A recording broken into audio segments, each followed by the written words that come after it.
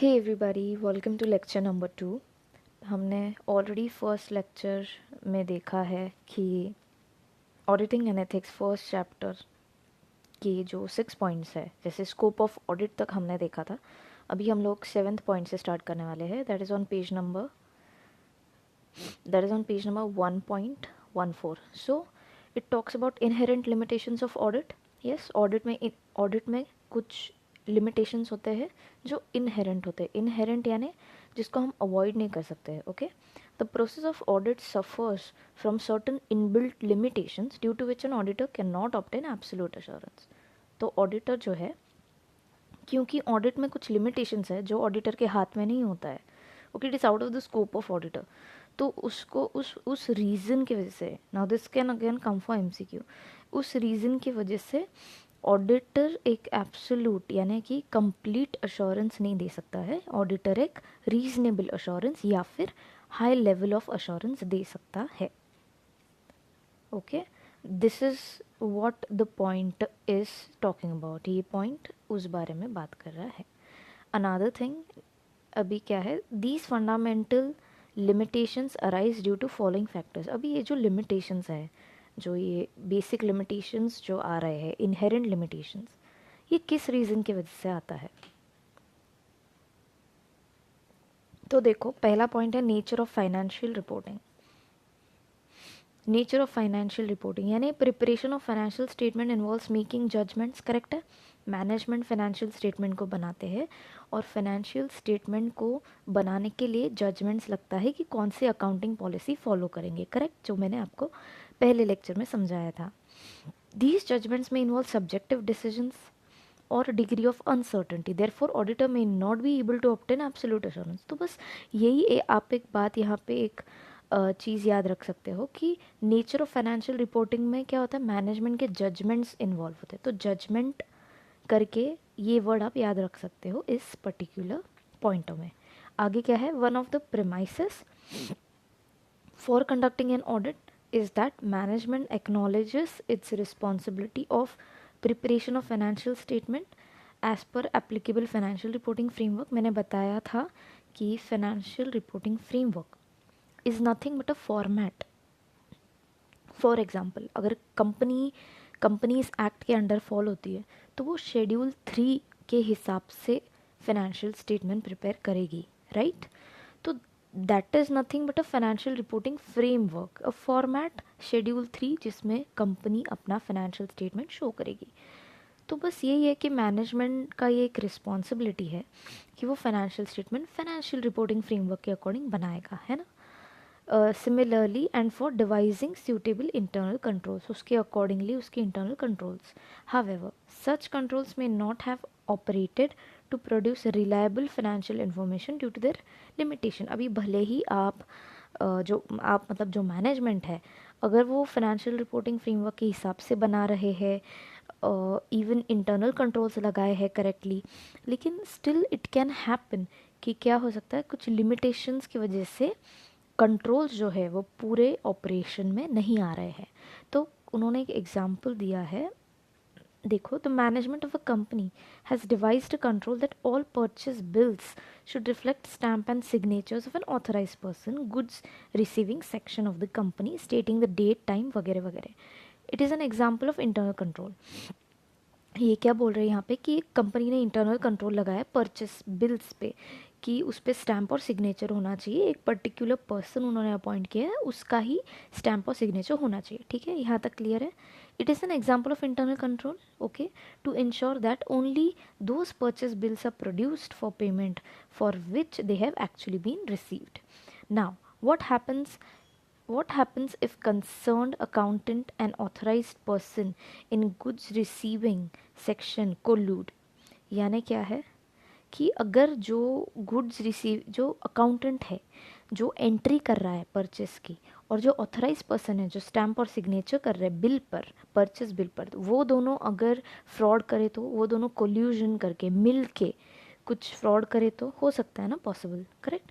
It is a case of over riding of internal control. तो क्या हो गया, इंटरनल कंट्रोल के उस पार जाके उन्होंने ये किया, कोल्यूजन कर दिया।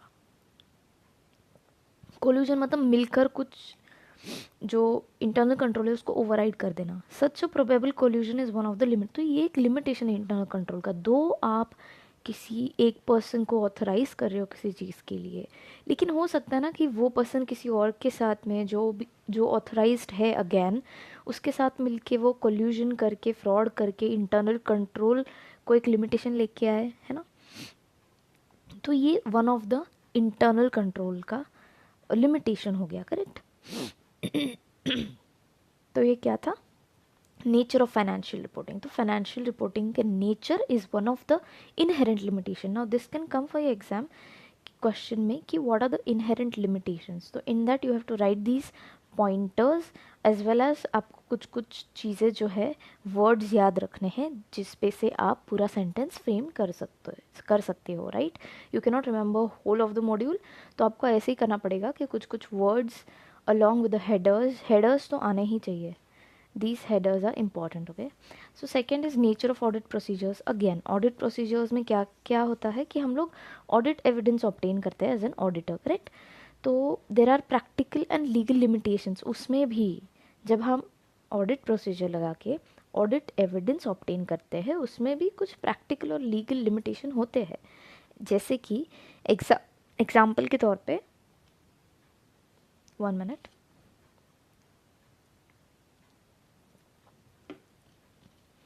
ओके जैसे कि कोई भी ऑडिटर पूरा सारे ट्रांजैक्शन सारे बैलेंसेस चेक करना प्रैक्टिकेबल है ही नहीं, है ना।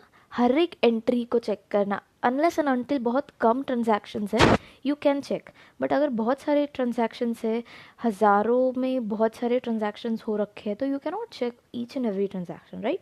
दैट इज़ इम्प्रैक्टिकेबल क्योंकि हमें ऑडिट एक टाइम लिमिट के अंदर करना होता है। So he forms his opinion only by testing samples, correct. आप सैम्पलिंग के बेसिस पे ही टेस्ट कर सकते हो। सो ये प्रैक्टिकल लिमिटेशन हो गया, करेक्ट। तो ये वो एक चीज़ है कि प्रैक्टिकल लिमिटेशन है जब आप ऑडिट एविडेंस किसी चीज़ के लिए ऑब्टेन करते हो।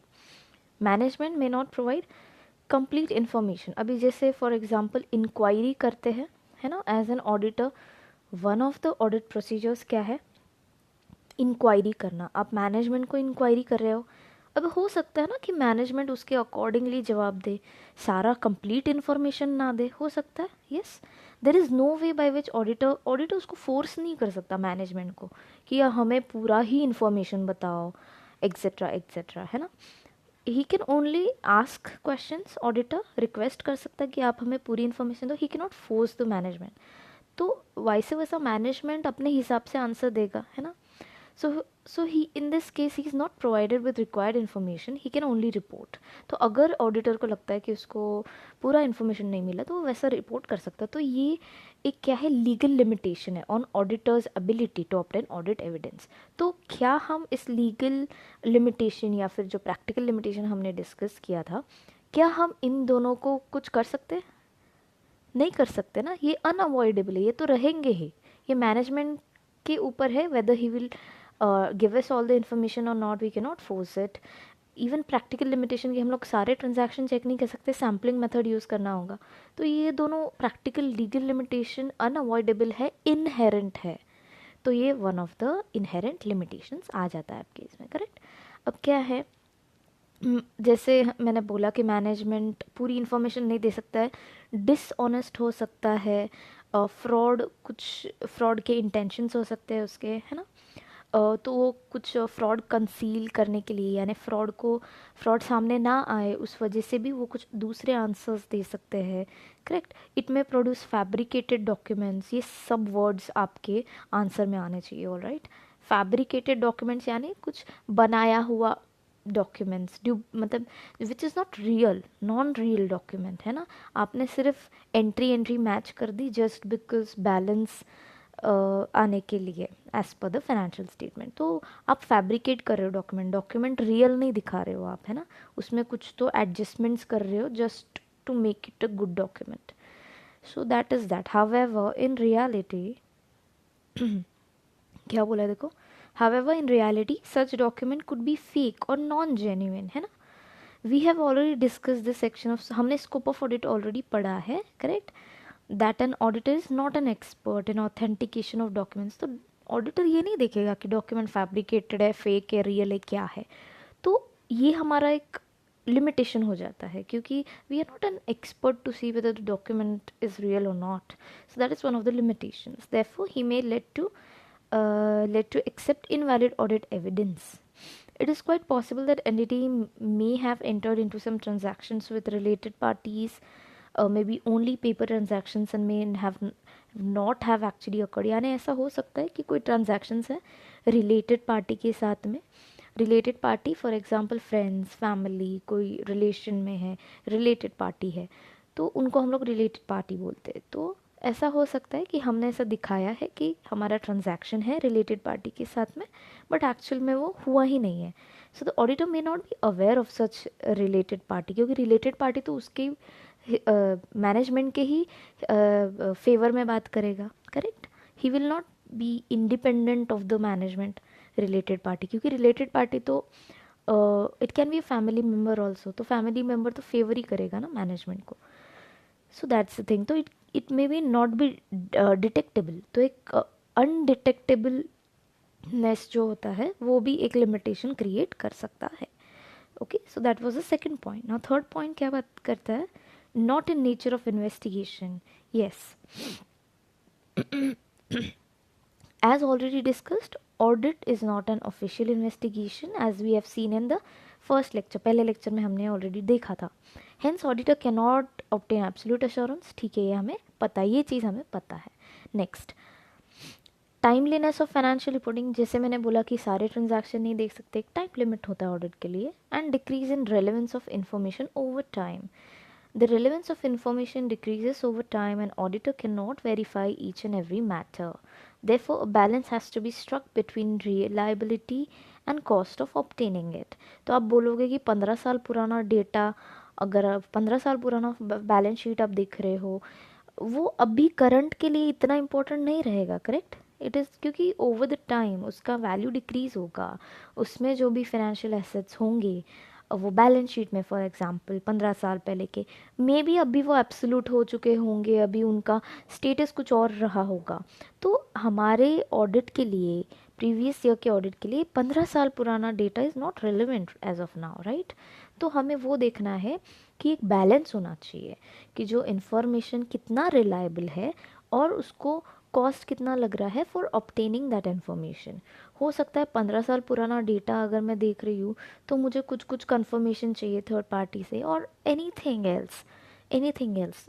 तो उसको पीछे मतलब सारे एम्प्लॉयज़ को लगा देना काम में कि 15 साल पहले का आप सारे वाउचर्स और सारे एक्सपेंसेस के डॉक्यूमेंट्स एंड एवरीथिंग निकालो. वो सब करने के लिए टाइम भी जाएगा, कॉस्ट भी जाएगा. कितना रिलायबल है वो, कितने हद तक कि मैं इतना पुराना इन्फॉर्मेशन निकाल रही हूँ. तो there has to be a balance between reliability of information and the cost of obtaining it. All right. Next, consider. अभी देखो, आपको और एक एग्जाम्पल है, अगर आपको नहीं समझा तो एग्जाम्पल है कि auditor who is conducting audit since last 2 years, 2 साल से ऑडिट कर रहा है. He has sought some detailed information from management. ठीक है, during his third year he chooses to rely upon some information obtained as part of the audit procedure of second year. However, it could be possible that something new has happened and that information is not relevant. अभी उन्होंने क्या बोला है कि तीसरे साल में उसने जो दूसरे साल में जो भी इंफॉर्मेशन लिया था, ऐसा हो सकता है कि दूसरे साल वाला इंफॉर्मेशन अभी तीसरे साल में ज़रूरी नहीं है, अभी रेलेवेंट नहीं है, कुछ नया हुआ होगा. So the information being relied upon bye auditor is not timely and may have lost its reliability. तो उस वजह से आपको थर्ड ईयर को सेपरेटली करना पड़ेगा. So this is what they are trying to tell. Next, future events. Future events क्या है? May affect entity adversely. May affect entity adversely. Adverse events may seriously affect ability of an entity to continue its business. हो सकता है कि future में कोई जो चीज़ है वो एंटिटी के जो कंटिन्यूटी है, गोइंग कंसर्न है, उसमें अफेक्ट करे. ऐसा हो सकता है. The business may cease to exist also. For example अगर मैं दूँ तो सपोज बहुत टाइम से कोर्ट में लिटिगेशन चल रहा है एंड ऐसा है कि जो लिटिगेशन है वो कंपनी के फेवर में नहीं आएगा and a huge sum of amount has to be given by the company to another party, तो उस केस में कंपनी बंद होने के चांसेस है, क्योंकि पैसा नहीं रहेगा, सब कुछ बेचना पड़ेगा। तो वो एक फ्यूचर इवेंट पे डिपेंड करेगा, राइट? तो वो फ्यूचर इवेंट में adversely effect the continuity of the business. तो देखो, जैसे emergence of new business models और प्रोडक्ट्स और due to onset of some, मतलब ये सारी चीज़ें दी कि किस वजह से फ्यूचर में बिजनेस बंद हो सकता है। Therefore it is of the view that an auditor can not provide a guarantee. Auditor guarantee दे सकता है क्या? नहीं दे सकता है। तो ये सारे जो भी हमने चीज़ें देखी ऊपर, 5 चीज़ें, ये देखो यहाँ पे एक समराइजेशन किया उन्होंने बहुत अच्छे से। टेबल, एक समराइज टेबल बनाया है। Once you have read all the above things, आप ये समराइज फॉर्म में जो दिया है इंस्टीट्यूट ने, वो एग्ज़ाम में करके जा सकते हो फटाफट, है ना? It will save your time. So I mark this is important. तो आप ये रीड करके जाओगे एग्ज़ाम के पहले, ओके? सो ऐसे 200 बात कर रहा है overall objectives of the auditor की। The auditor is not expected to can not reduce audit risk to zero. ये एमसीक्यू में आता है कि ऑडिटर जो है वो ऑडिट रिस्क ज़ीरो नहीं कर सकता। Can not reduce audit risk to zero. आप ऐसा बोल ही नहीं सकते कि ऑडिट करते समय जो रिस्क है वो ज़ीरो है। नहीं, क्यों? क्योंकि ये सारे लिमिटेशंस है ना, ये सारे अनअवॉइडेबल लिमिटेशंस है, because there are inherent limitations of audit. All right, I hope आपको पूरा ये समझ में आ चुका होगा। This table is nothing but summarisation. ठीक है, वेरी बहुत अच्छे से समझ में आ गया। अभी इनहेरेंट लिमिटेशन आपको कभी भी पूछो आपको डेफिनेटली आएगा, राइट? नाउ नेक्स्ट टॉपिक पे जाते हैं। अभी फटाफट से हम लोग सारी चीज़ें कवर अप करेंगे। और राइट, सो देखो, what is an engagement? Engagement क्या होता है? एंगेजमेंट मतलब वेडिंग वाला एंगेजमेंट नहीं होता है, ठीक है? Engagement means an arrangement to do something. ये एक अरेंजमेंट है, एक फॉर्मल एग्रीमेंट है। किसमें? ऑडिटर में और क्लाइंट में। ये एक formal agreement. So when ever now, from now onwards we talk about engagement, इसका मतलब होता है कि ऑडिटर और क्लाइंट के बीच में जो एग्रीमेंट हुआ है, आपको पता है ना, ऑडिट के पहले एक एग्रीमेंट होता है ऑडिटर और क्लाइंट में, ठीक है? This is that. It takes the shape of a engagement letter. एक एंगेजमेंट लेटर बनाया जाता है, उसके अंदर दोनों के सिग्नेचर्स भी लिए जाते हैं और सारी चीज़ें लिखी जाती है कि कैसे होने वाला है ऑडिट, क्या होने वाला है, ठीक है? वो सारी चीज़ें। तो that is nothing but engagement. External audit engagements. अभी ये क्वेश्चन में भी आ सकता है कि पर्पस क्या है? What is the purpose of external audit engagements? It is to enhance the degree of the confidence of the users. Okay, जो नेचुरली नॉर्मली जो ऑब्जेक्टिव है ऑडिट का, to enhance the degree of the users, वही external audit engagements का purpose है। Okay, such engagements are also reasonable assurance. तो देखो, external audit engagements यानी कुछ नहीं, ये ऑडिट के बारे में बात कर रहा है।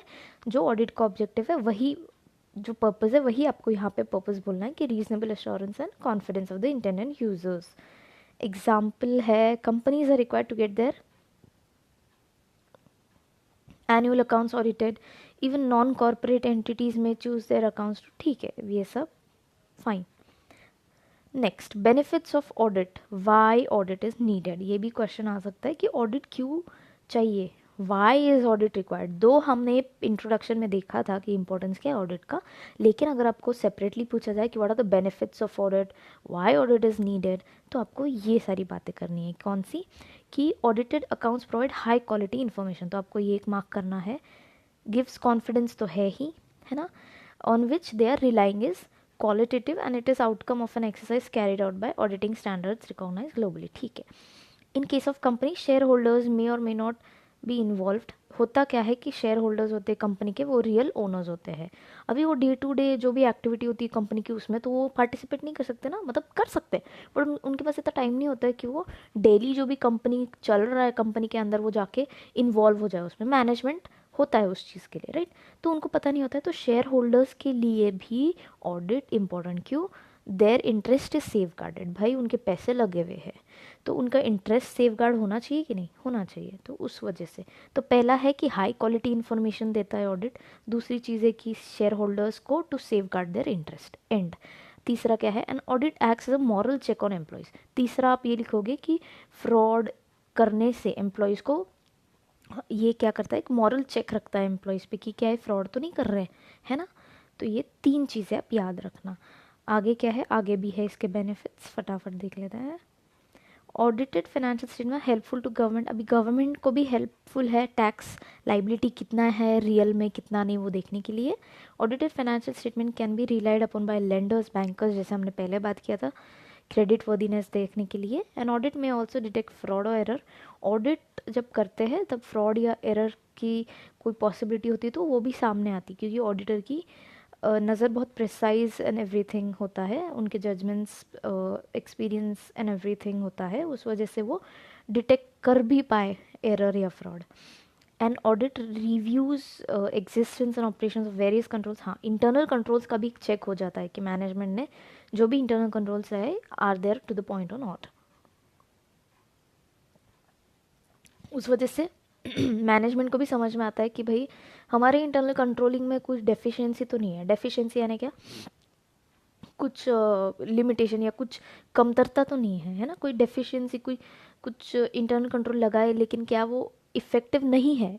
डेफिशिएंसी यानी क्या, इनइफेक्टिव, जो इफ़ेक्टिव नहीं है, तो कोई डेफिशिएंसी तो नहीं है। ठीक है, so all these are the benefits of audit. अभी अगला पॉइंट क्या है कि ऑडिट मैंडेटरी है या वॉलंटरी है। वॉलंटरी मतलब खुद से करना, खुद से करवाना ऑडिट। मैंडेटरी यानी आपको करना ही पड़ेगा ऑडिट, करवाना ही पड़ेगा ऑडिट, है ना। तो देखो, it is not necessary that audit is always legally mandatory. तो देखो, पहले तो आपको अगर ये क्वेश्चन आता है तो आपको ये बोलना है कि ऐसा ज़रूरी नहीं कि मैंडेटरी होना ही चाहिए हमेशा। There are entities who are compulsorily required. अभी देखो, कोई एंटिटीज़ है जिनको कंपल्सरीली ऑडिट करवाना ही पड़ेगा, लेकिन कोई ऐसे भी कंपनीज है कि जिनको ऑडिट नहीं करवाना पड़ता है लेकिन वो खुद से करवाते हैं ताकि उनका एक जो भी हमने ऊपर बेनिफिट्स देखे वो उनको मिले। For example, in India every person is required to get accounts audited अगर एक पर्टिकुलर टर्नओवर के ऊपर लिमिट जाता है। It is also possible that some entities like schools may be required to get their accounts audited in for the purpose of obtaining grant. अभी अगर कोई not profit organisation है, एग्जेट्रा एग्जेट्रा, स्कूल्स है, उनको अगर ग्रांट या असिस्टेंस चाहिए गवर्नमेंट से तो उनको पहले ऑडिट तो करवाना पड़ेगा ना, क्योंकि गवर्नमेंट भी देखेगी कि whether the company, whether the school is reliable और नॉट, वेदर द स्कूल का जो फाइनेंशियल स्टेटमेंट है क्या वो सही है या गलत है। तो उसके लिए ऑडिटिंग तो ज़रूरी है ना। तो फॉर दैट रीज़न ऑडिटिंग भी करवाते हैं लोग। Audit is not always mandatory, ये आपको खुलकर बताना है कि ऑडिट हमेशा, हमेशा वर्ड ज़रूरी है, ऑलवेज वर्ड इज़ इम्पॉर्टेंट, कि it is not always mandatory, right. Many entities may get their accounts audited voluntarily, खुद से भी, जैसे मैंने बोला ग्रांट पर्पज़ के लिए आप एग्जाम्पल दे सकते हो, उसके लिए भी वॉलेंट्री खुद हो के ऑडिट करवा सकते हैं। Many such concerns have their internal rules requiring audit due to advantages, जो भी हमने बेनिफिट्स देखे ऊपर, वो सब बेनिफिट्स लेने के लिए भी लोग ऑडिट करवाते हैं। अब मेन पॉइंट, एक इम्पॉर्टेंट पॉइंट है कि कौन अपॉइंट करता है auditor, who appoints an auditor. अभी हमने इंट्रोडक्शन में देखा था कि जो गवर्नमेंट कंपनीज होती है उसको तो कंट्रोलर एंड ऑडिटर जनरल ही करता है ऑडिट, राइट, या करवाता है ऑडिट। जो जनरल कंपनीज है उनका कौन करवाता है, तो देखो, generally N auditor is appointed bye owners, यानी कि शेयर होल्डर्स, और इन सम केसेस बाय कॉन्स्टिट्यूशनल और गवर्नमेंट अथॉरिटीज़। कुछ कुछ केसेस में गवर्नमेंट अथॉरिटीज़, कॉन्स्टिट्यूशन अथॉरिटीज़ भी करते हैं। ठीक है, फॉर एग्जाम्पल अगर कंपनी है तो auditor is appointed by shareholders, किसमें, एनुअल जनरल मीटिंग में। क्यों, क्योंकि शेयर होल्डर्स ओनर्स होते कंपनी के। हावेवर अगर गवर्नमेंट कंपनी है तो उसका कौन करेगा, कैग करेगा, यानी controller and auditor general appoint करता है ऑडिटर को। ठीक है, इजी है, कंपनी रहा तो शेयर होल्डर्स अपॉइंट करेंगे ऑडिटर को, और अगर गवर्नमेंट कंपनी है तो controller and auditor general appoint करेंगे ऑडिटर को। और right, easy peasy. Take case of firm. अभी आप पूछोगे मैम फर्म के केस में, तो फर्म के केस में who engages an auditor to audit its accounts. In such case auditor is appointed by the partners of firm. Firm है, firm में पार्टनर्स रहेंगे तो ऑब्वियस सी बात है कि यहाँ पे ना पब्लिक इन्वॉल्व है ना गवर्नमेंट इन्वॉल्व है, तो भाई जो लोग हैं वही अपॉइंट करेंगे, जो पार्टनर्स है वही अपॉइंट करेंगे.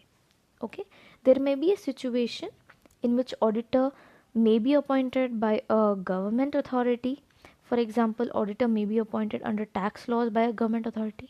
तो ऐसा भी हो सकता है कि कभी गवर्नमेंट अथॉरिटी अपॉइंट करते हैं, जैसे हमने पहले लाइन में देखा था कि कॉन्स्टिट्यूशनल या गवर्नमेंट अथॉरिटीज़ भी अपॉइंट कर सकती है अगर लॉ चाहे तो. All right, next, to whom report is submitted by an auditor. Auditor report किसको सबमिट करता है? आउटकम यानी कि audit report is a written audit report in which auditor expresses an opinion. ये हमको पता था.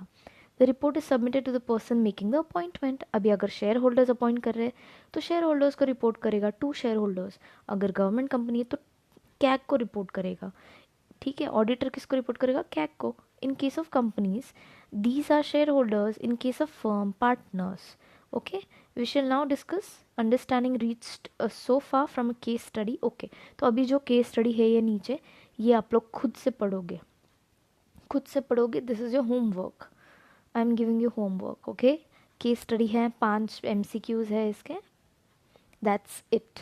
आपकी केस स्टडी ख़त्म होती है. इंटरेस्टिंग रहेगी तो पढ़ लेना. Test your understanding as I told you in previous lecture also कि हम लोग इसका सेपरेट वीडियो बनाएंगे जहाँ पे सिर्फ क्वेश्चंस रहेंगे. Alright, audit is a type of, ये क्या बात कर रहे हैं देख लेते हैं. Audit is a type of assurance engagement, we know that. It gives opinion, yes. True and fair view, yes.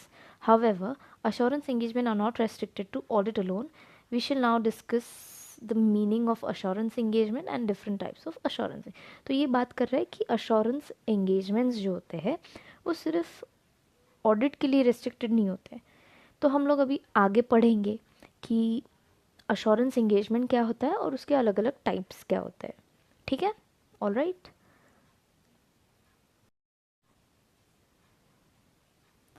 So now let us see what is the meaning of assurance engagement. है ना, meaning क्या है assurance engagement का?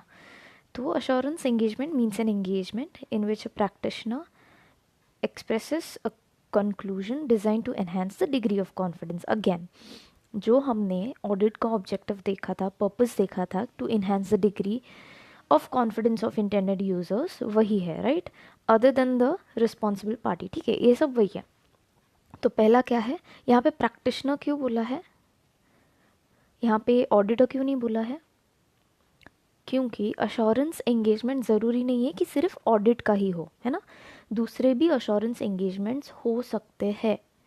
Okay, जैसे कि tax calculation हो गया सिर्फ, या फिर सिर्फ कोई दूसरा एग्रीमेंट हो गया. तो इसलिए प्रैक्टिशनर की जो प्रैक्टिस करता है उस एरिया में उसको प्रैक्टिशनर बोलते हैं. राइट, तो एक जो यूज़र है उसको कॉन्फिडेंस बढ़ जाए उस पर्टिकुलर स्टेटमेंट में, इसलिए अश्योरेंस एंगेजमेंट किए जाते हैं. It means that the practitioner gives an opinion. Okay, practitioner opinion भी देगा एक स्पेसिफिक इन्फॉर्मेशन के बारे में, due to which users of information are able to make the decisions. तो डिसीजन मेकिंग, दो चीज़ें इंपॉर्टेंट है यहाँ पे. First is degree of confidence of intended users. आपको एज इट इज़ जो कुछ वर्डिंग्स है, सेंटेंसेस है, आपको एज इट इज़ यूज़ करना है. जैसे कि डिग्री ऑफ कॉन्फिडेंस, जैसे कि हो गया प्रैक्टिशनर वर्ड हो गया, है ना, ओपिनियन, स्पेसिफिक इन्फॉर्मेशन. ठीक है, तो यहाँ पे दो चीज़ें जैसे मैं बोल रही थी कि इंपॉर्टेंट है. पहले तो degree of confidence of intended users और दूसरा कि डिसीजन मेकिंग. ठीक है, दो चीज़ें ज़रूरी है. तो मीनिंग ऑफ अश्योरेंस एंगेजमेंट समझ गया.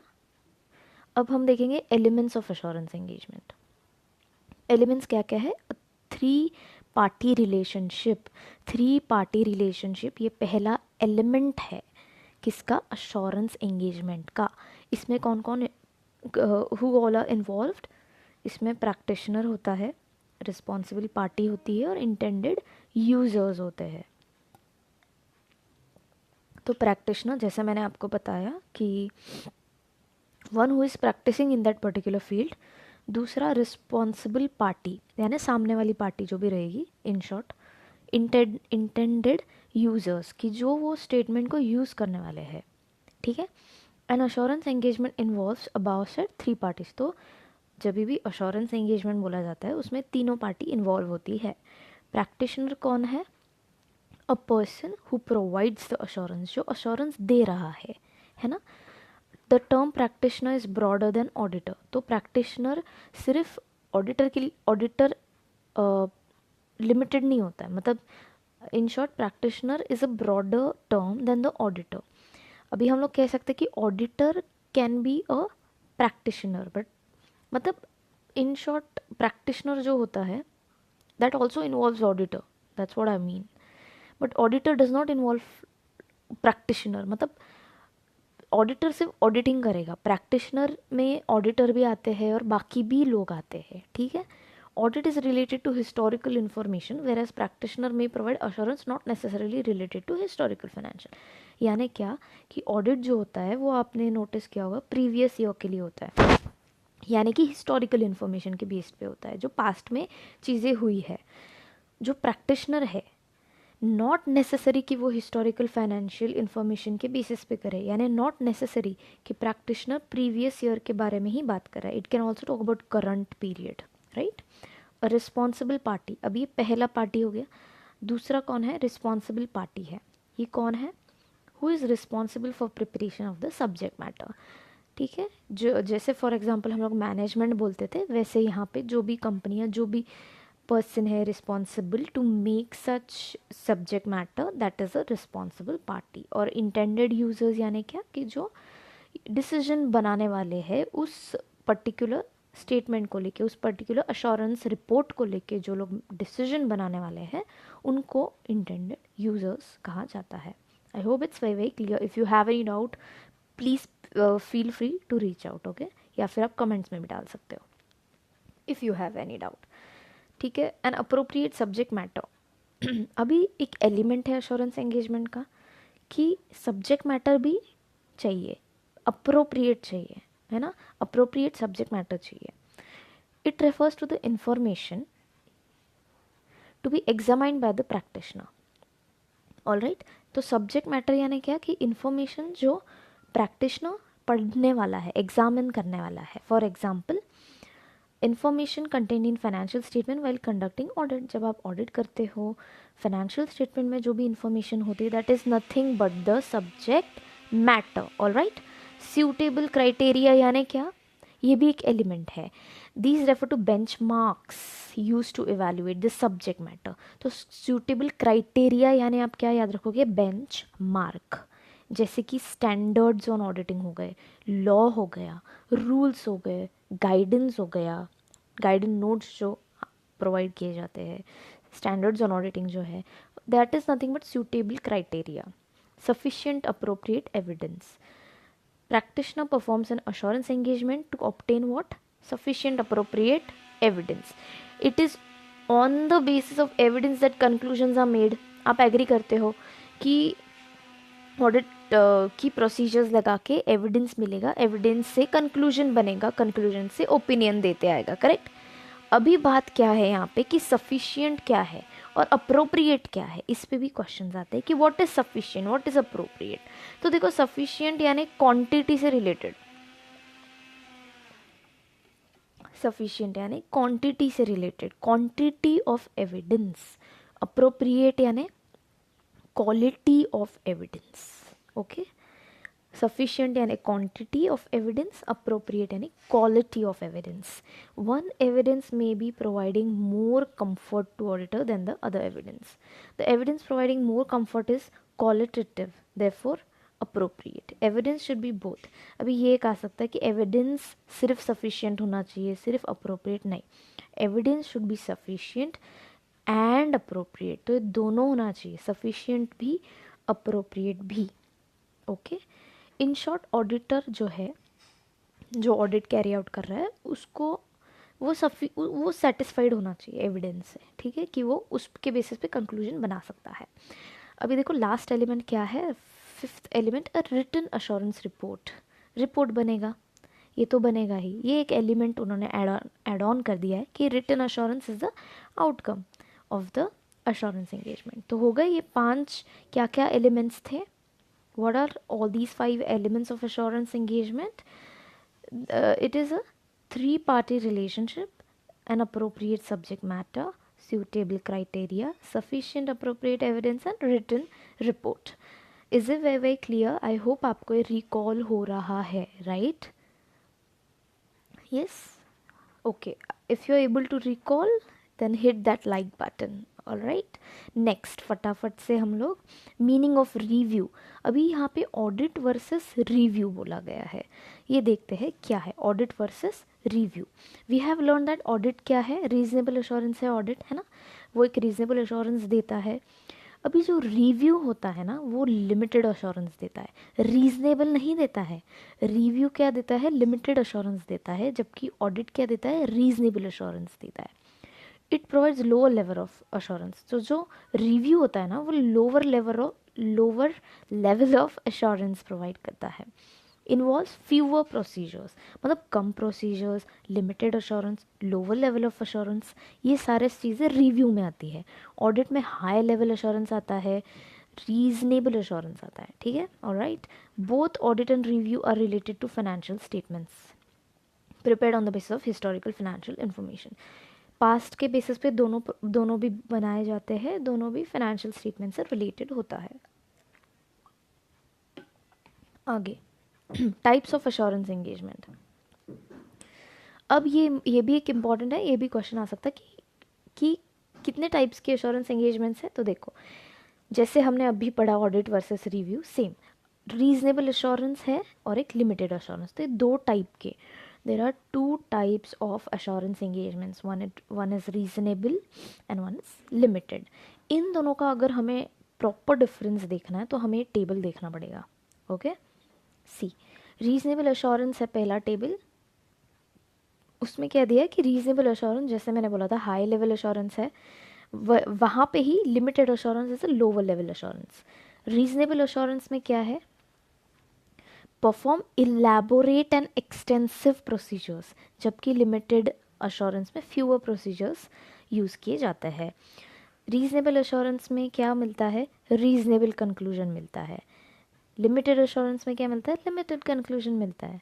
एग्जाम्पल की बात करें तो reasonable assurance engagement is an audit engagement. Audit engagement को हम लोग रीजनेबल अश्योरेंस बोलेंगे, जबकि रिव्यू एंगेजमेंट को हम लोग लिमिटेड अश्योरेंस बोलेंगे. Is it very clear? Yes, you see this table and it will be all clear, crystal clear. Alright. Besides reasonable assurance, limited assurance engagements, there is another kind of assurance which is related to matters other than historical information. उसको बोलते हैं prospective financial information and not to historical information. It may relate to providing assurance on internal controls.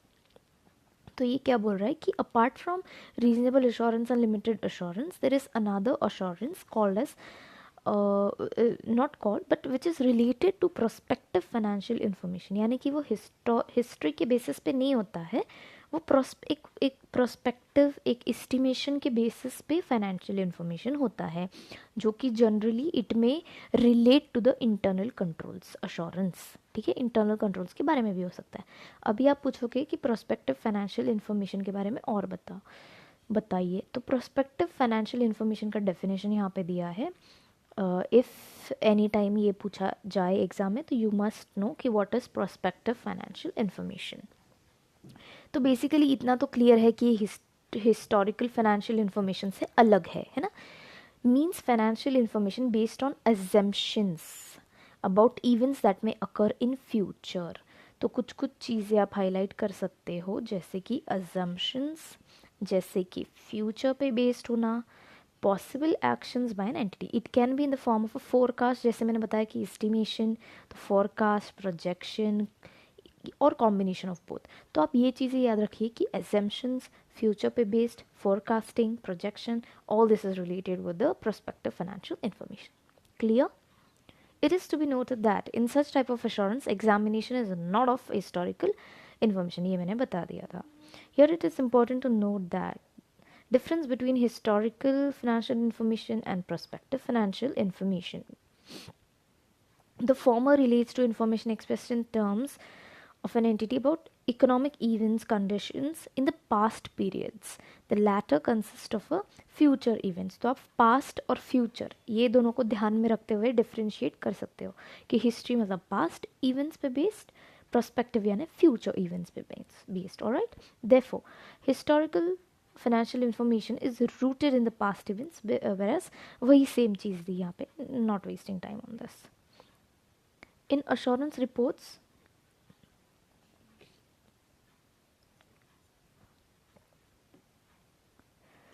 Assurance report में क्या होता है, जो practitioner होता है वो क्या करता है, एविडेंस ऑब्टेन करता है मैनेजमेंट के अजम्पशंस को लेके, है ना, based are not unreasonable, on which the prospective financial information is based are not unreasonable. The prospective financial information is properly prepared on the basis of the assumptions and is properly presented. ठीक है, prospective financial information relates to future. Okay, घुमा फिरा के everything is going on there only, एक ही चीज़ वो बता रहे हैं, ठीक है.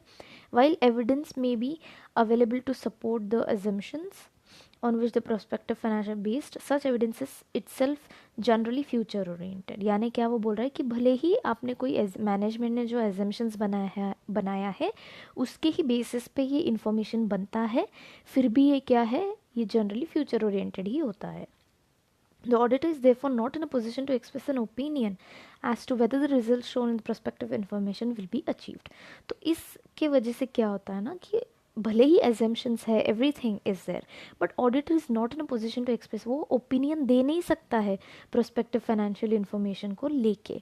इसलिए वो क्या है, auditor जो auditing है, ऑडिटिंग रीजनेबल अश्योरेंस के बेसिस पे, हिस्टोरिकल फाइनेंशियल इन्फॉर्मेशन के बेसिस पे ही होता है. Therefore, in such assurance, practitioner provides a report assuring that nothing has come to practitioner's attention to suggest that these assumptions do not provide a reasonable basis for the projection.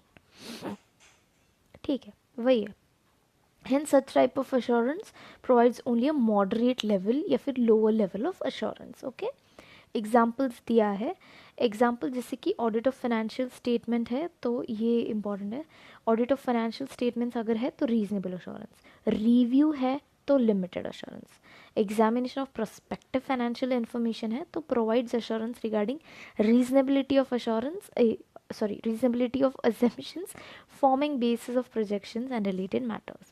Report on controls provides assurance regarding design. Next, this is the chart, one of the chart. ये जो examples हमने देखे उसके बाद this is one of the chart of assurance engagements. You can read this out. I am pausing this for 1 minute. You can read it out. ये कुछ भी नहीं है, जो हमने ऑलरेडी पढ़ा है वही है. ओके, आप पॉज करके देख सकते हो. Next is the quality of auditor. अभी ना ऑडिटर को कुछ क्वालिटी भी होना चाहिए खुद में, जैसे कि audit is concern with the reporting, ठीक है. Financial matters inherently set to be, ये सब ठीक है. उसको क्या क्या क्वालिटी होना चाहिए वो यहाँ से स्टार्ट है. जैसे कि उसको टैक्ट आना चाहिए, किसके साथ कैसे बात करना है. कॉशन होना चाहिए, एक कॉशन के साथ उसने काम करना चाहिए कि मैं अगर कुछ चीज़ कर रहा हूँ तो उसका रेपकशन क्या होगा, है ना. कॉशन के साथ में आगे बढ़ना चाहिए. फर्मनेस होना चाहिए. गुड टेम्पर, से ज़्यादा हाई टेम्पर नहीं होना चाहिए कि तुरंत गुस्सा आ गया, नहीं. इंटीग्रिटी होनी चाहिए. डिस्क्रिशन होना चाहिए. इंडस्ट्री के बारे में पता होना चाहिए, नॉलेज होना चाहिए. जजमेंटल होना चाहिए. पेशेंस होना चाहिए. क्लियर हेडेडनेस होना चाहिए. रिलायबिलिटी होना चाहिए. तो these are the some qualities of the auditor. In short, सब जो पर्सनल क्वालिटीज़ होती है ना, that go to make a good businessman, contribute to making a good auditor. जो भी एक अच्छा बिजनेस मैन बनने के लिए पर्सनल क्वालिटीज़ होनी चाहिए वो सारी ऑडिटर में होनी चाहिए. इन एडिशन उसको क्या होना चाहिए, shine of culture. He must have highest degree of integrity. Independence होना चाहिए. The auditor who holds a position of trust must have the basic human qualities. Humanity भी उसमें होनी चाहिए. उसने प्रॉपर ट्रेनिंग एजुकेशन लेना चाहिए. He is called upon constantly to critically review financial statement, correct. And it is obviously useless for him to attempt that task unless he has own knowledge. यानी कि उसको नॉलेज होना चाहिए वो field का जिसका वो ऑडिट कर रहा है ना, उसको एक्सपर्ट होना चाहिए वो. N exhaustive knowledge of accounting, यानी अकाउंटिंग का नॉलेज होना चाहिए, राइट. अकाउंटिंग प्रिंसिपल्स के बारे में उसको पता चाहिए, टेक्निक्स के बारे में पता होना चाहिए। तो बेसिकली जो भी पर्सनल क्वालिटीज़ है वो होने चाहिए, शाइन ऑफ कल्चर होना चाहिए, बेसिक ह्यूमन क्वालिटीज़ होनी चाहिए, नॉलेज होना चाहिए, expert in accounting, accounting principles पता होने चाहिए, techniques. Okay, next is what, engagement and quality control standards.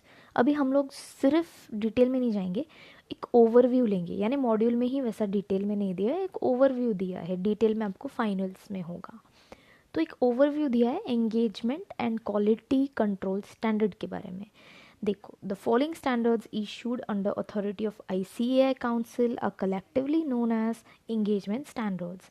Standards on auditing which apply in audit of historical financial information. Standards on review engagement which apply to the review of historical information. Standards on assurance engagement which apply in assurance other than audit and review. Other than audit and review are the assurance engagement. फिर related services के बारे में भी sorry standards है which apply in agreed upon procedure. आपको सिर्फ ये अभी के लिए so for now you just have to know all these things, agreed upon procedures, compilation, बाकी आपको आगे चल के रहेगा इसके बारे में डिटेल। ओके, आगे बढ़ते हैं। The purpose of issue of these standards is to establish high quality standards and guidance in the areas of financial statement audit. All right, अब standards on auditing के बारे में इन्होंने बताया है कुछ, वो हम लोग रीड कर लेते हैं। फिर स्टैंडर्ड्स ऑन रिव्यू एंगेजमेंट्स के बारे में भी बताया है, लेकिन आपको इतना डिटेल में नहीं है जितना फाइनल्स में है। Okay, standards on assurance engagement और स्टैंडर्ड्स ऑन रिलेटेड सर्विसेज उन्होंने दिया है।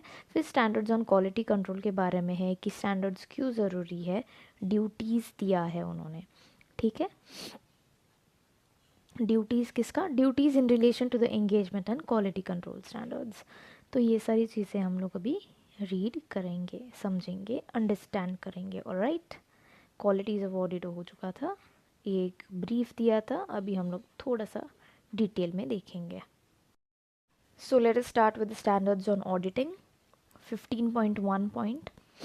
तो देखो, standards on auditing apply in the context of an audit of financial statement by independent auditor. यानी क्या कि इंडिपेंडेंट ऑडिटर यानी कि ऑडिटर को ध्यान में रखते हुए ये स्टैंडर्ड्स ऑन ऑडिटिंग बनाए गए हैं और ये स्टैंडर्ड्स ऑन ऑडिटिंग अप्लाई होते हैं, इनको ध्यान में रखते हुए। ठीक है, it is important to remember the standards on auditing apply in audit of historical information. ठीक है कि ये हिस्टोरिकल इन्फॉर्मेशन पे बेस्ड होता है।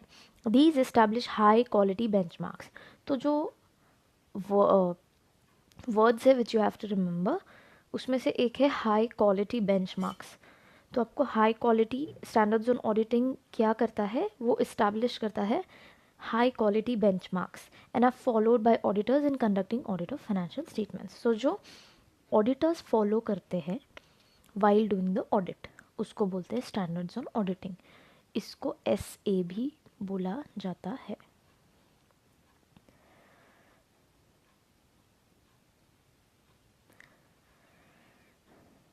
स्टैंडर्ड्स ऑन ऑडिटिंग को SAs भी बोला जाता है। ठीक है, तो standards on auditing have been issued on wide spectrum issues in the field ranging from, यानी काफ़ी सारी चीज़ों पे स्टैंडर्ड्स ऑन ऑडिटिंग बात करते हैं, जैसे कि objectives of independent auditor, audit documentation के बारे में, प्लानिंग के बारे में, रिस्क के बारे में, ऑडिट सैम्पलिंग के बारे में, about the evidence, forming an opinion and reporting on financial statements. These cover all significant aspects of audit. ठीक है, ऑलराइट, अभी कुछ एग्जाम्पल्स है स्टैंडर्ड्स ऑन ऑडिटिंग के, जैसे SA 200 it talks about the overall objectives of the auditor. 230 SA talk about audit documentation, कि क्या सारी चीज़ें ऑडिटर को डॉक्यूमेंट करनी चाहिए। SA 315 talks about identifying and assessing risk of material misstatement. Now what is this risk of material misstatement, ये हम लोग आगे जाके डिटेल में देखेंगे। ओके, इस पे भी अलग से स्टैंडर्ड है जो हम लोग पढ़ने वाले हैं। SA 500 is about audit evidence. Revised SA 700 talks about the opinion जो ऑडिटर को देना चाहिए, ओपिनियन पैराग्राफ जिसमें बेसिस ऑफ ओपिनियन ऑडिटर को देना चाहिए, etcetera etcetera. Now we move on to standards on review engagements. Now what is this? What is this? Definitely review जब करते हैं उस बारे में ये engagement है. Standards on review engagement apply in the context of review of financial statement. Financial statement को review करते हैं, उसके बेसिस पे स्टैंडर्ड्स बनाए गए. We have already understood that review is a limited assurance, ये हमने पहले ही देखा है, and it provides lower level of assurance, right. It is due to the fact that involves fewer procedures, कम प्रोसीजर्स लगाए जाते हैं तो obviously lower level of assurance देगा. Since a review also provides assurance to users, it also involves obtaining sufficient appropriate evidence. ये MCQ के लिए याद रखना है कि रिव्यू में sufficient appropriate evidence भी involved है. एग्जाम्पल उन्होंने दिया है, when an auditor performs review of interim financial information of an entity. तो interim financial information जो कि एक दो पीरियड के बीच में बनाया जाता है उसको बोलते हैं. ये जस्ट एक एग्जाम्पल दिया उन्होंने. बाकी एग्जाम्पल्स ऑफ रिव्यू एंगेजमेंट क्या क्या है? 2400 review of historical financial information, then 2410 about the interim financial information. All right, we are going to see this later on in details. It is to be noted that both standard on auditing and standards on review apply to engagements involving historical financial information. This is to be noted. Okay. Next is standards on assurance engagements. What is this about? There is another set of standards which apply in assurance dealing with subject matter related other than historical financial information. तो जो past के information पे dependent नहीं होता है उसके भी कुछ स्टैंडर्ड्स है जिसको अश्योरेंस स्टैंडर्ड्स में इंक्लूड किया जाता है. So they do not include audit और रिव्यू, यानी कि ना ऑडिट इंक्लूडेड होता है अश्योरेंस एंगेजमेंट्स में, ना रिव्यू होता है. ठीक है. इसमें तो क्या होता है, the standards are known as standards on assurance engagement. इन्हीं को स्टैंडर्ड्स ऑन अश्योरेंस एंगेजमेंट बोलते हैं. फॉर एग्जांपल, आप प्रोस्पेक्टिव फाइनेंशियल इन्फॉर्मेशन यानी फोरकास्टेड फाइनेंशियल इन्फॉर्मेशन को एग्जामिन कर रहे हो, ठीक है, तो इसको हम लोग बोलेंगे अश्योरेंस एंगेजमेंट के standards. It is to be noted that in such type of assurance engagements examination is not of historical but of the prospective. Engagement may relate to providing assurance regarding non-financial matters like design, operation of internal control. तो जैसे ये non-financial matters के बारे में examination होगा इसमें, जैसे कि डिज़ाइन या किसी इंटरनल कंट्रोल कैसा चल रहा है कैसा नहीं उस पे बेस्ड. ठीक है. Examples of standards of assurance भी दिए हैं उन्होंने, जैसे कि स्टैंडर्ड्स ऑन अश्योरेंस एंगेजमेंट, जैसे कि SAE बोलते हैं उसको.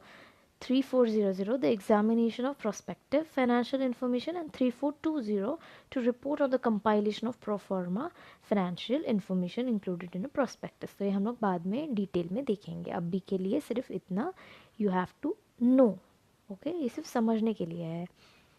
Now standards on related services. What is related services?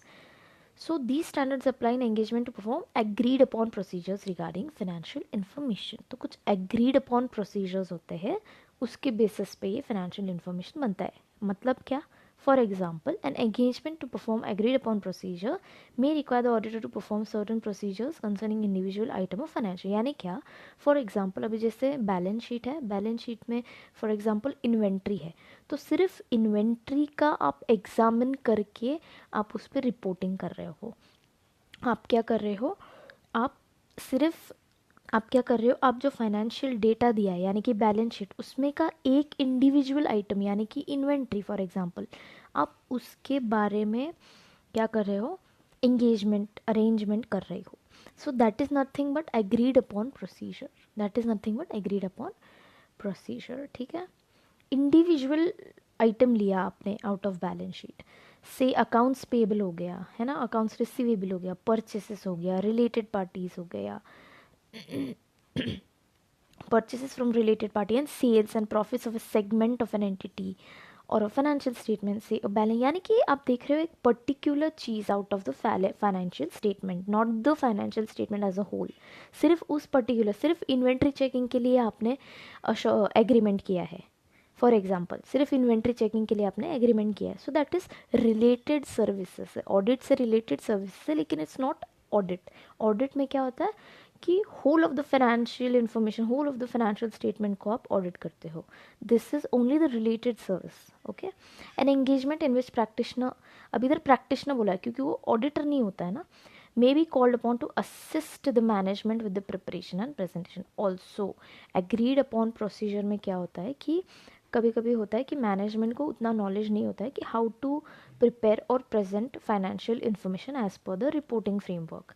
तो इसके लिए भी वो लोग प्रैक्टिशनर को हायर करते हैं कि वो उनको हेल्प करते हैं in order to prepare and present the financial information without obtaining any assurance on that, कि आप इस पे ओपिनियन मत दीजिए, आप सिर्फ कैसे बनाना है, प्रेजेंटेशन कैसे करना है वो बताइए. तो that is agreed upon procedure.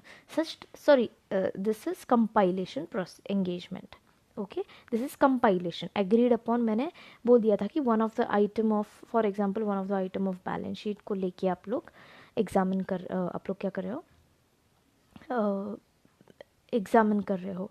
और दूसरा क्या बोला था कि कंपाइलेशन एंगेजमेंट. कंपाइलेशन एंगेजमेंट यानी आप प्रिपरेशन और प्रेजेंटेशन ऑफ फाइनेंशियल इन्फॉर्मेशन को हेल्प कर रहे हो आप मैनेजमेंट को in making this. Fall in the category of related service and practitioner issues a report clearly stating that it is not an assurance engagement. तो देखो, जब भी आप रिलेटेड सर्विसेज बनाओगे, रिपोर्ट बनाओगे, तभी आपको मेंशन करना ही पड़ेगा कि it is not an assurance service and no opinion is given. Okay, no opinion is given thereby. Next, these type of services are called related services and standards have been issued to deal with practitioners responsibility. Examples of standards on related services are 4400, that is perform agreed upon procedure, then 4410 revised compilation engagements. It is to be clearly understood that all the above standards जो भी है are collectively known as engagement standards. So इन सारे standards को engagement standards कहा जाता है because इसमें arrangement है, right?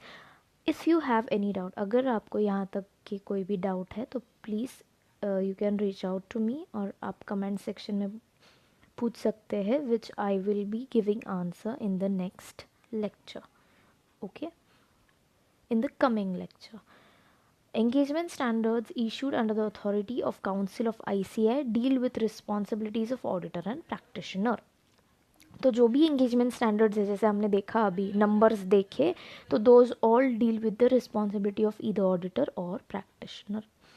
Now standards on quality control, I suppose this is last standard. Let's see standards on quality control. Now ये एक ऐसा स्टैंडर्ड है which is based on the quality of the audit firm, कि audit firm में जो members है, जो engagement partners है, जो एंगेजमेंट टीम है, how is that quality maintain होना चाहिए. ऐसा नहीं कि आपको कुछ नॉलेज नहीं है, आपके एंगेजमेंट टीम को कोई नॉलेज नहीं है ना, आप ऑडिट करने जा रहे हो. It should not be the case, right? So उस वजह से ये SQC1 आया है. C have been issued to establish standards and guidance regarding a firm's responsibilities for its system of quality control for an conduct of audit and review of historical. ठीक है, SQC1 has been issued. It requires auditor practitioner to establish system of quality control. So whenever you come across SQC1, remember that it is nothing but a system of quality control for the firm and its personnel. personnel मतलब employees या team जो काम कर रही है auditor के साथ में. Comply with the professional standards, legal requirements and reports issued are appropriate. Its basic objective is that while rendering services to which engagement standards apply, they should be, यानी इन शॉर्ट यही बोल रहे हैं इन दोनों भी पैराग्राफ्स में कि system of quality control होना चाहिए, सबने फॉलो करना चाहिए. Further, it is also to be remembered that SQCs are to be applied for all services covered by engagement standards. ठीक है. Why are standards needed? Standards क्यों चाहिए, क्यों ये standards चाहिए, क्वेश्चन आ सकता है. Standards ensure carrying out of audit against established benchmarks at par with global practices. यानी कि global practices के साथ में आप लोग काम कर सको, इसी वजह से standards आए हैं. ठीक है. Ensure carrying out of audit against established benchmarks at par with global practices. आगे क्या है? Standards improve quality of financial reporting, reporting की क्वालिटी इम्प्रूव होती है जिससे कि डिसीजंस अच्छे बनाए जा सकते हैं by the users. Next is what, promotes uniformity, uniformity is carried out, right. Then standards equip professional accountants with professional knowledge और स्किल देता है standards. Then standards ensure audit quality. तो ऑल इन ऑल एक global practice के लिए काम आता है, ग्लोबल प्रैक्टिसेस के साथ में कैरी आउट करने के लिए काम आता है ऑडिट. देन क्वालिटी इम्प्रूव होती है, प्रोफेशनल नॉलेज आता है, यूनिफॉर्मिटी मेंटेन होती है और डिसीजन मेकिंग यूज़र्स के लिए इजी अच्छा हो जाता है क्योंकि क्वालिटी इम्प्रूव हो जाती है रिपोर्टिंग की as a auditor. Duties in relation to engagement and quality control. अभी ड्यूटीज़ क्या है ऑडिटर के related to the engagement and the quality control. So it is the duty of professional accountant to see that standards are followed. सबसे पहली बात, standards follow हो रहे हैं ये देखना प्रोफेशनल यानी ऑडिटर की ड्यूटी है. ठीक है. हाउएवर ऐसी सिचुएशन आ सकती है when a specific procedure as required in standards would be ineffective in a particular engagement. In such a case he is required to document how alternative. कभी कभी ऐसा हो सकता है कि जो स्टैंडर्ड्स ऑन ऑडिटिंग में कहा गया है वो इफ़ेक्टिव नहीं हो रहा है करंट एंगेजमेंट के लिए.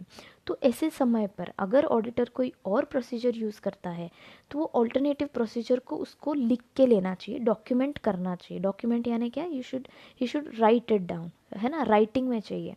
तो उसने राइटिंग में चाहिए कि I have use alternative procedure because this particular procedure is not applicable in this engagement. उसको alternative procedure लिख लेना चाहिए, उसकी ड्यूटी बनती है. और उसको रीज़न भी देना चाहिए कि क्यों हुआ ऐसा.